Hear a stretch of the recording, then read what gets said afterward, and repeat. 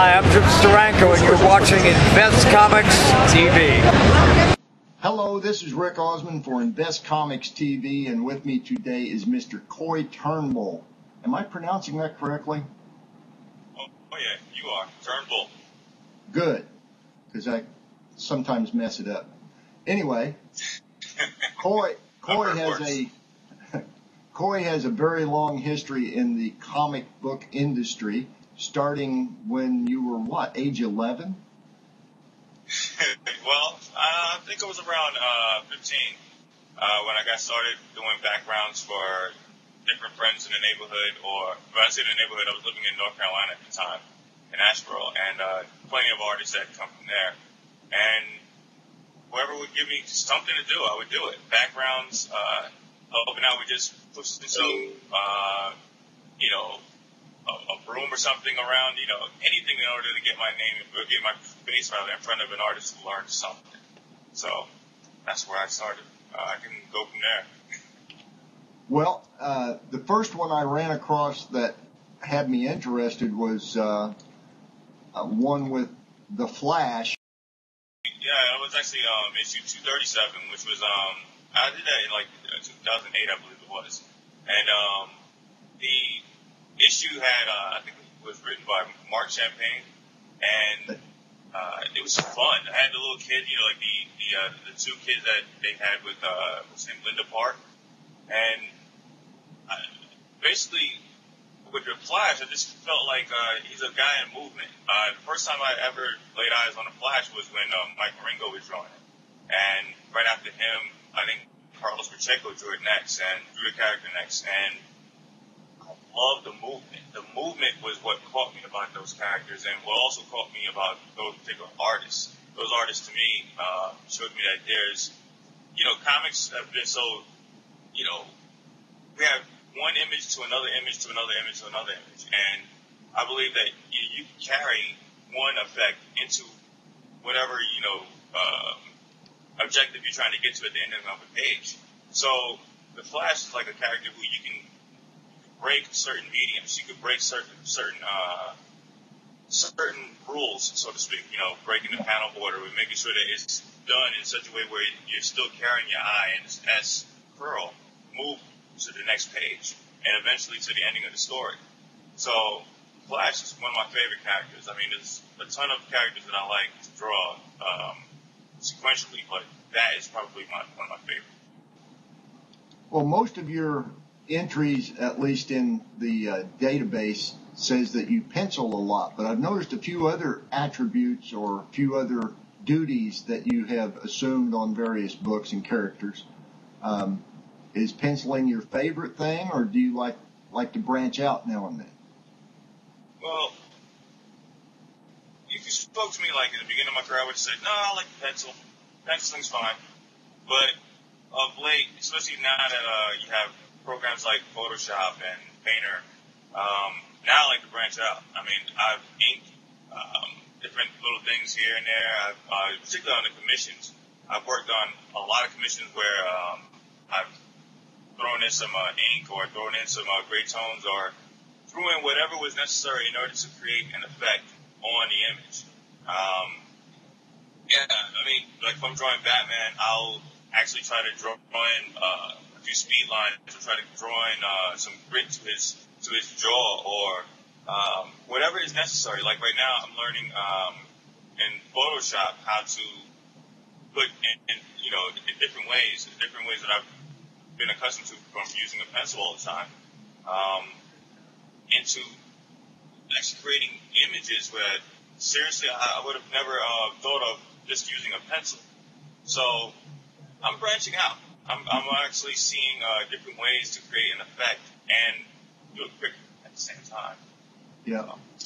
Well, that quickness, I think, is part of the industrialization, which isn't necessarily a bad thing because it produces work in a fast manner. Deadlines are a necessary evil, if you ask my opinion. They are. The industry's come a long way. Of course, I go back roughly 50 years of watching the industry, not participating in it as creative, but I've been a fan of comics for half a century or so. and you've worked on a lot of the titles that started out back then.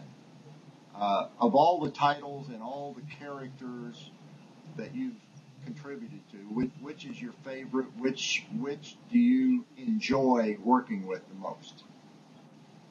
I'd say Batman. There are plenty of other characters. Actually, I find that each character, as they come to me, I'm finding a connection with each of them. Like, somehow or another, I find a connection with each of them, but Batman, that character sticks. It's like, the entire textures and tones and moods that you can give to that character in order to give him movement. To me, he's human, number one, and I think anybody can relate to a human, but the mere fact that he trained himself to be something more than human, in terms of like intelligence, his deductive reasoning, his ability to see actions so quickly and absorb so much information. He's like a human computer. So, a human computer that has the ability to move his body like one. It's like, to me, he is the ultimate character. I mean, he's, Superman, I found that he was, before drawing the character, actually, I hated the character. I mean, absolutely hated the character. But as soon as I placed, I think, a couple of pages in, I fell in love with the character. And now it's like, I always find that I'll walk by a Superman book, maybe it's drawn by Leinil Yu, or maybe even that John Byrne Man of Steel series that I'm looking at recently. I can't help but stop and look at the character now, because I look at him in a totally different light. Whereas before drawing him, I didn't have a clue. But like I said, Batman is a character that comes back to me.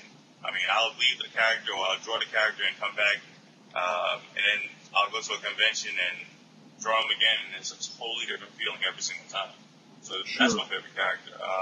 X-Men, maybe, another group of characters, but Batman, every time. Well, you also worked on Green Lantern once upon a time when you were quite young, actually. Yeah, that was a fun time in my life too, actually. That character, he was an artist, and I totally, related to him at that time. And I think I needed that character at that particular, was it Kyle Rayner? I needed that particular character at that time because I was just getting myself into the idea of drawing comics, graphic design, period, for the first time. And this guy was doing it and still fighting superheroes.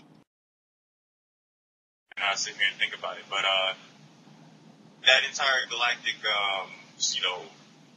stories and universes and all things like that, to me, that drove me about that character. Well, I'm glad to hear that. We're going to go to just a little bitty break here, and when we come back, we'll get some more thoughts from you. Here's a riddle for you. What do the California gold rush of the 1850s, secret societies, coded messages, mysterious 19th century flying machines, and an early 20th century outside artist named Charles A. Delshaw all have in common? The Secrets of Delshaw by Dennis Crenshaw and Pete Navarro. Go to www.secretsofdelshaw.com to learn more.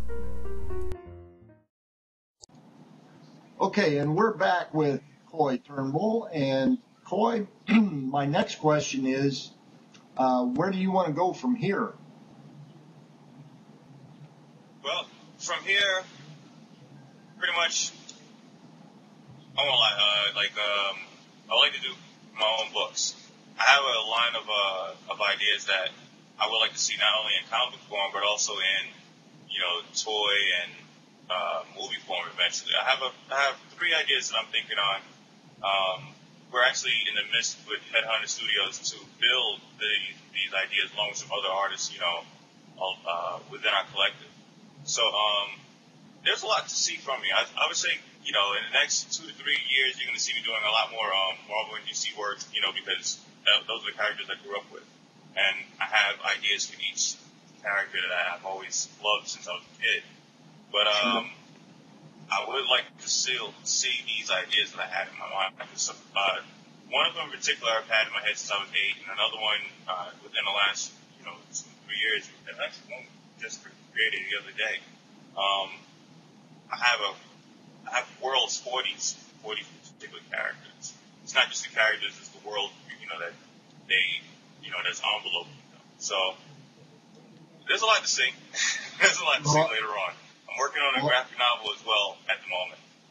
Well, I'll certainly look forward to all those things, seeing the characters, and maybe I can entice you to send me some rough out sketches that I can put up with this video. Oh, for sure. I have a few right now. All right, excellent. Yeah, for sure. And also in the future, I would like to get you back on here, and we'll see how that's going for you with the graphic novel and all the other stuff, and get an update for your adoring fans, as it were.